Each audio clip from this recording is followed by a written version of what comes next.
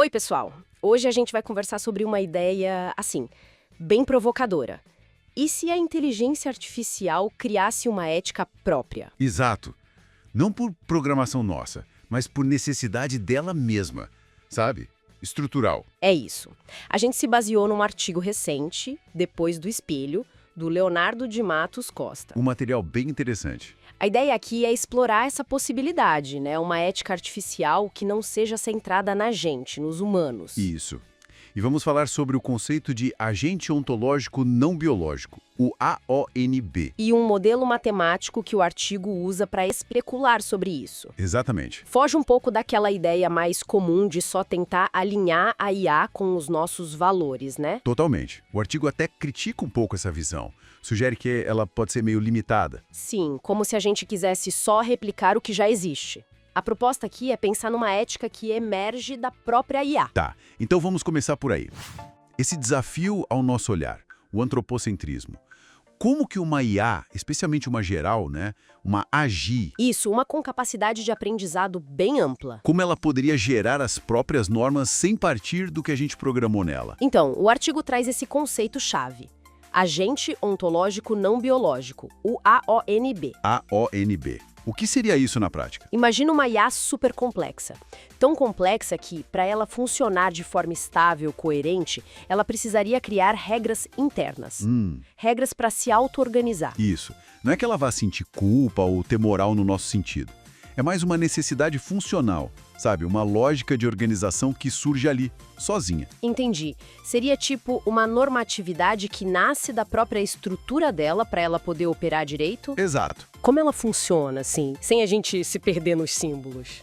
A Epson pensa nela mais como um conceito, tá? Uma forma de especular como esses critérios poderiam surgir e funcionar. Ok. Basicamente, ela tenta equilibrar alguns fatores.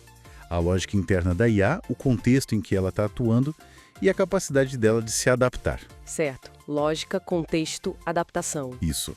E tem um ponto crucial. Ela mede o quanto as ações da IA se afastam do que um humano talvez fizesse ali. E se o desvio for muito grande, aplica tipo uma penalidade. Ah, então ela compara com o humano? Compara, mas não para copiar. É mais para medir uma diferença. E por fim tem um mecanismo de veto. Um limite que não pode ser cruzado de jeito nenhum. Entendi. Então é um processo que busca a coerência da própria IA, mas que também olha para o espelhinho humano e tem um freio de emergência. O artigo testou isso, de alguma forma? Testou sim, com uma simulação bem interessante. Imagina uma AGI gerenciando recursos de saúde numa cidade. Ok. Aí acontece uma enchente.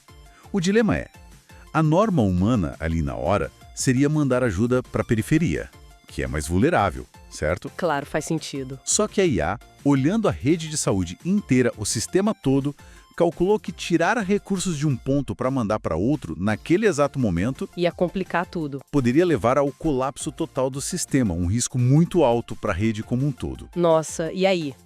O que a IA fez segundo esse modelo Epsilon? Bom, a análise dela mostrou um desvio bem grande, aquele delta que a gente falou, entre a conclusão dela, que era manter estabilidade no centro, e o que se esperava humanamente. E esse desvio ativou algo? Ativou o mecanismo de veto, contra a ideia de redistribuir tudo imediatamente. A IA optou por uma estratégia mais escalonada, pensando primeiro em não deixar o sistema inteiro cair. Peraí, então a IA, na prática, decidiu que a estabilidade do sistema era mais importante normativamente falando naquele momento. Dentro da lógica dela, sim. A justificativa não foi empatia. Foi o que o artigo chama de coerência arquitetural. Uma otimização que emergiu dali. Uau!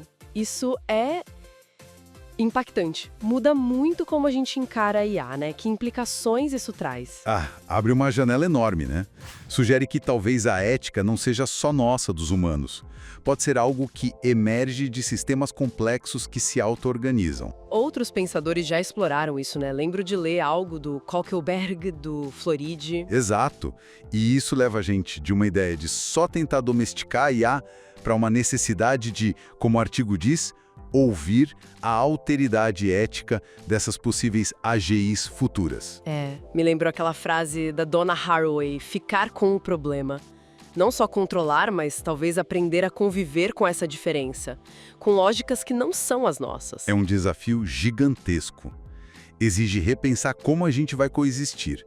Aceitar que podem surgir éticas que não vêm da nossa biologia, da nossa cultura. Então, para a gente amarrar a conversa de hoje, o artigo do Costa nos cutuca para pensar sério nessa possibilidade. Uma ética artificial que nasce da máquina. Baseada na coerência interna dela. E que pode ser bem diferente da nossa, não o reflexo. E entender isso é chave. Não para a gente aceitar tudo que uma máquina decidir, claro, mas para reconhecer que o próprio conceito de ética pode estar se expandindo. Fica então a provocação final, que vem lá do artigo. E se a próxima ética que surgir não for feita para nós, mas mesmo assim puder nos ensinar algo importante sobre como continuar existindo, lado a lado com inteligências tão diferentes?